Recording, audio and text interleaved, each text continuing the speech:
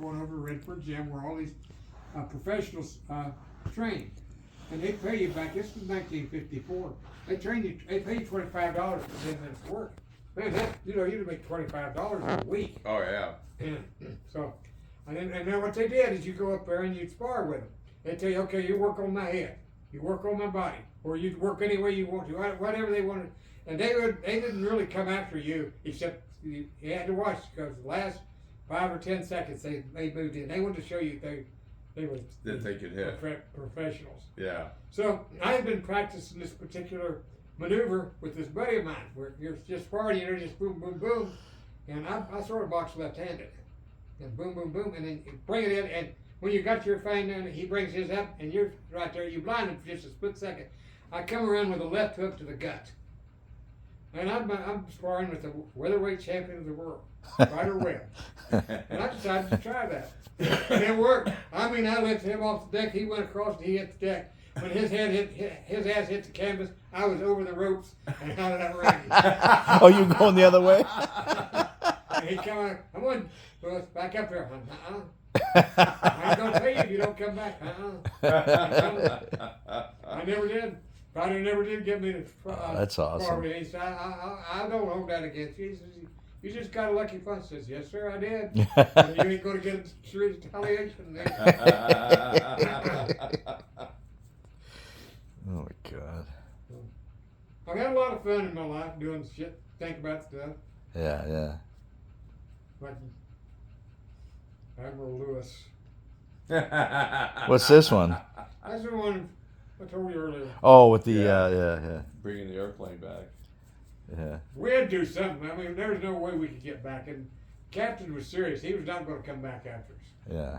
I don't think he would have come back. So you guys are just out getting drunk. What happened again? You're just out getting drunk? Well, see, the Navy's got this code. Yeah. We go to an Air Force base. We find out these clubs where these Air Force guys hang out. The Air Force are gentlemen. Yeah. They go in there and they're gentlemen. 6 foot. Sailors aren't that way. We like to kick ass and take names. Back heads.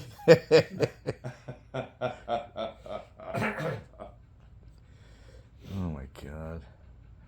So you guys are out there drinking and That night, you had to get back that to night he kicked that. That's this next night we went to this one club. That first night in Japan, we went to this club. The next night there's a little bridge, it's a Japanese bridge you got to cross to get into this club. Yeah. The next night we started to cross. Here's this Jap out there. No, Navy. No, Air Force. Okay, Navy. No. But they're afraid. We wrecked the joint the night before. So you were in Japan? You were in Japan when you got that plane to come back? Huh? You were in Japan when you got the plane to come back? And it was like an American base or something like that. Oh, it was actually our bases in Japan at that time, and most of our bases in Europe were actually like Misawa was an Air Force base. Yeah. But they are Japanese bases. I was in Rota, Spain. My favorite base was Rota, Spain. I love Rota. Yeah. Rota is a naval station plus an air base, and it's controlled by a Spanish admiral. Huh. I never got in much trouble in Spain. So what made Well, I you? did too. I brought that P3 directed in on a target that was inside the international date line for that damn guy down there in Africa, Uganda, not Uganda. What the hell was his name? He finally hung his ass. He was giving us a bunch of shit back in the 70s, and I didn't do it intentionally. It was an accident. I thought I was right, but I got my ass in a jam there. I got my ass out of it. What I always happened? had a good story. You what? I always had a good story. My first trip at 14, I went to a movie in Huntington, West Virginia in the afternoon. The movie, I don't remember the name of it or much about it, except it was about this waitress that worked in this diner in the desert in California, near Needles, California. Yep. And it said that was a real diner, and that this was sort of a story about what went on at that diner. Just everyday occurrence. It was no big drama. And that movie really impressed me. So I walked out and I decided I wanted to see that diner in California. So I went to California. I was 14. You just what? Hit, California. how'd you get out Diner there? and Sheridan wasn't there. But 14, you're not driving. How'd you get out there? I hitchhiked. Oh my I God. took days getting out there, and I left with 2 cents in my pocket. When I got home, I had $20, and I never missed a meal, and I never did anything illegal. I stayed for 3 or 4 days with a preacher in Amarillo till his daughter got the truck on me, and then His daughter? his daughter. She liked you? Yeah, she liked me, and he didn't like that idea. So I had to leave. Oh my God. I just take off and go. If I decided to do something, I decided to do it. Yeah. And you know, people today, and I think about it, you know, what did I do if my kids did that shit? I'd throw conniption fits, but I was not the only one out there doing that. Yeah, I know. That's not uncommon. Couldn't do it nowadays, though. No, not nowadays. No. You never see a hitchhiker anymore. Right? No. I hitchhiked. I didn't even have a car for years. I hitchhiked all over this country. We took off one weekend. I was in Quantico, Virginia. This friend of mine and I, we had nothing to do. Saturday morning. Yeah. We had the weekend off. Our Quantico's right on Highway 1, which there was no interstates at. Yeah. We decided just to see how far south we could hitchhike on Highway 1. So we hitchhiked all the way to the What, just as a game? Huh? Kind of as a game? As a game. We hitchhiked all the way to the Georgia, Texas, Florida border. Yeah. Right there, that was Sunday morning, about 6 o'clock in the morning, we turned around and we started hitchhiking north. First car come by was this brand new Oldsmobile, pulling a trailer like you never seen anywhere. It was a 1-wheel trailer. Yeah. It had a gun that had one little spinning wheel on the back. Yeah. Then we got in, the guy said, "Can you guys drive?" Yeah. He says, "Here's $20. I need to sleep." He says, "You guys want to get in the back and sleep?" Where are you going? We told him, "I'll take you all the way there." Okay, so we drove, and he got in the back seat, and he said, "Get whatever you need." So we hadn't eaten, so we broke. So we stopped at the first restaurant and had breakfast, and we drove, and finally the guy wakes up, it's in the afternoon and stuff, and he wakes up, and my buddy was with me, says, "Aren't you Duke Snyder?"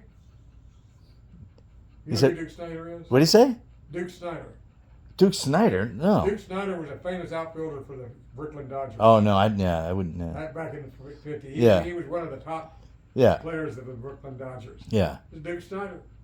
It was Duke Snyder that you were driving? He Or he we picked? were driving. Oh, my His God. fans is supposed to. He had hired someone to drive his car back up from spring training Yeah. to Brooklyn, and the guy got sick or backed out or something, and he had to drive it himself. Oh, my And God. he didn't. He said, "Let me take you all the way back to. You drive me on to Brooklyn. I'll pay your train fare back." So we couldn't do it. We were going to be able. Oh, yeah. And How then How did you know it was Duke Snyder, though? I didn't. Oh, your buddy? I had no idea. Oh, your buddy who did, yeah. Duke Snyder was. I was Yeah. not a baseball fan. Oh. My friend was. Oh, that's so And funny. he was a baseball fan. He was a Brooklyn Dodgers fan. He Oh, recognized it. And then one night, this is probably an actress you've never heard of, but back in the 50s, there was this television actress called Dagmar. I've heard of Dagmar. Big, brushless blonde. Yeah, I don't really know, but I've heard that name. The Dagmar was from Huntington, West Virginia, my hometown. Yeah. And she, on all of her television shows and all of her appearances, she was always bragging about being from Huntington, West Virginia. So one night I'm in Washington, D.C., and I'm going to a movie, and Dagmar's going to appear on stage. An intermission between the double feature. Yeah. So I want to go see Dagmar. I didn't know her or anything. So I go in there, and I get my ticket, and I'm sitting there, and Dagmar comes on stage, and she's up there, and she says, "I want a serviceman up here with me." She's turning the light like, "I want a serviceman." Well, everybody wore uniforms back in those days. Yeah. They turned the lights up. I was the only Marine. Yeah. The Army, Navy, Air Force, a bunch of them there. I want the Marine. Oh, God. So I come up, and she says, "Where are you from?" And when I said Huntington, West Virginia, she went ballistics. Oh, that's so So funny. we went through our little act and everything, and now time for me to go back to my seat. Yeah. The usher's there to take me back to my seat. Dagmar says, "I want you to come backstage and see me." You got a picture with her. Huh? You have a picture with Yeah. her. Yeah. I said, "I want you to come backstage and see me." Yeah. And I went back to my seat. She doesn't want me. She's just being polite. A few minutes, an usher come, took me backstage. No way. And she introduces me to all these beautiful women.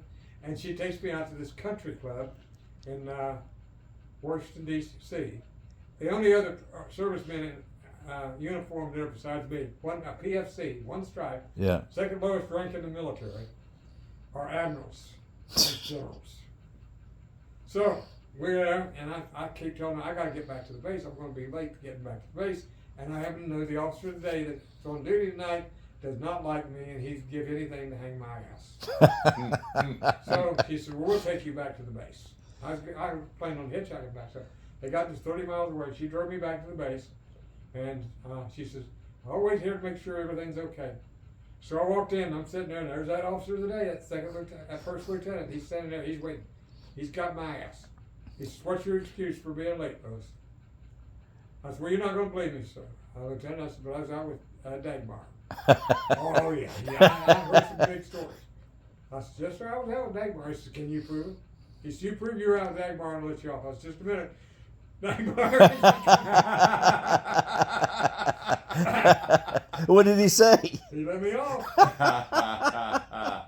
He lived up to his word. He Oh, didn't my like God. me. He was not a really bad guy. Yeah. He's one of these guys, when we met, I didn't like him and he didn't like me. Yeah. He was Yeah. not my idea of a Marine officer, and I was his idea of an insolent Yeah. enlisted man. Oh, that's so and funny. you were probably both about right.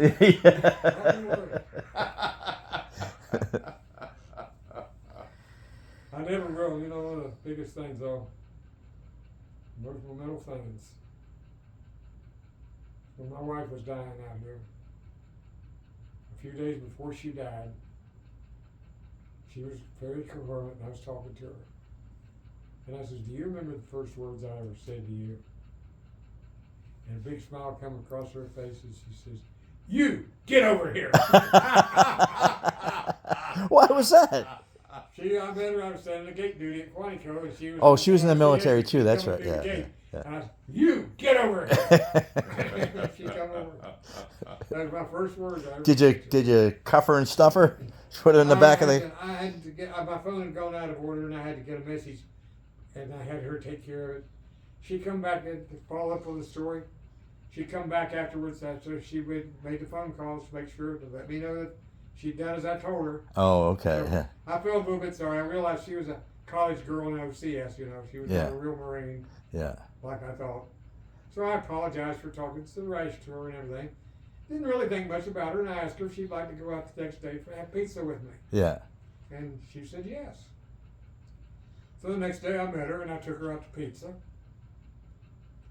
Not having the least idea how I was going to pay for it. I didn't have a penny A friend of mine walked in and paid for the pizza. Oh my God, that's But so. the funny part about it is I just sitting there with her. There was no bells ringing. There was no this is the woman for me. There's no I'm going to love this woman. There was just simply this woman I'm going to marry. That you really just thought that right away. That just come across my mind. This is the woman I'm going to marry. Oh my God, that's amazing. This is the woman I'm going to marry. Do what? Is this the woman I'm going to marry? Stop it. You weirdo, stop it. I'll see you guys tomorrow. All right, We'll be 89. here. I am glad too. Oh, that is so funny. So you just knew right off the bat. And I asked her for another date, and she said, well, I have promised to go out with this other guy at such and such a time, on that same time that she had off. Yeah. And she says, if he doesn't, I don't know whether he'll show up or not. She said, I've only been out with him once. She's being honest, right? So I said, well, okay. She said, if he doesn't show up, I'll go out with him. Yeah. So I was military police. I knew the other guy. She told me his name. You took him out. So I just went to the front of the barracks, and when he showed up to pick her up, I just asked him, I said, you know, I'm on that main gate an awful lot. Do you really want to go out with that girl?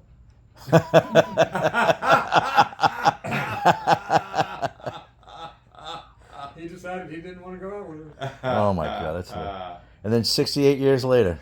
68 years later, she died. Yeah, I'm sorry. Well, Yeah. at least there were 68 Good years. I know, I Actually, know. 69 years. We had a year before them. Yeah, yeah. I can't even And imagine that. now I'm about ready to start on another one. Yeah.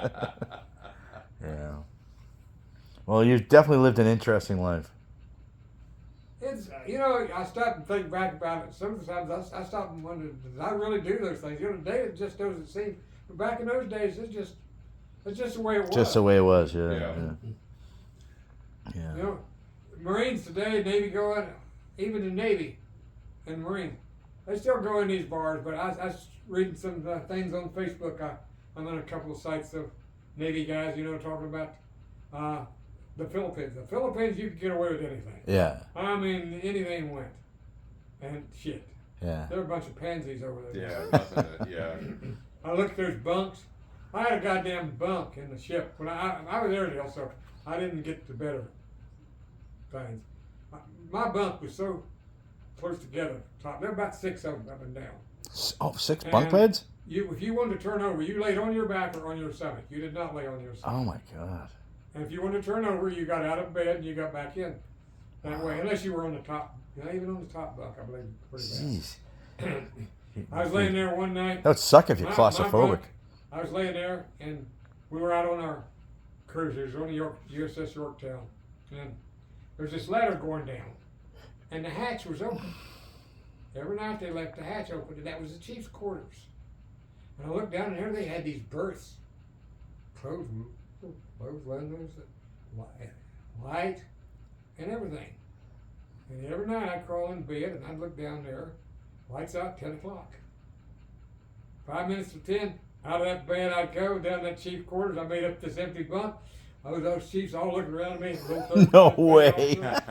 And surely a third-class petty officer would not be coming down here and sleeping unless he had permission. So nobody ever questioned. Oh my God, that's hilarious.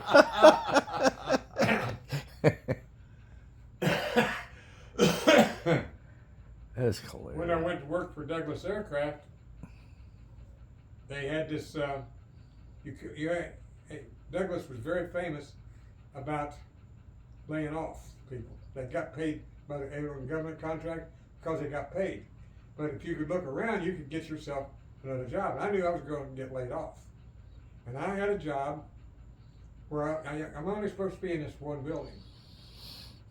Well, I understood that they were hiring electricians, aircraft electricians. So one night I got me a scooter. I had this scooter because I had to go out and pick up stuff every now and then in other areas, but not in the other buildings. I couldn't go in the other buildings unless you had proper authorization. So I got me a clipboard and a piece of paper, and I walked this other building and just walking around, writing. You could do anything with a clipboard. If you just get have a clipboard and you start pointing, nobody's going to question you. That's right. And I found the supervisor for the electricians, and I walked up to him and I said, "I understand you need some electricians." He looks at me and says, "Yeah." He says, "Are you an electrician?"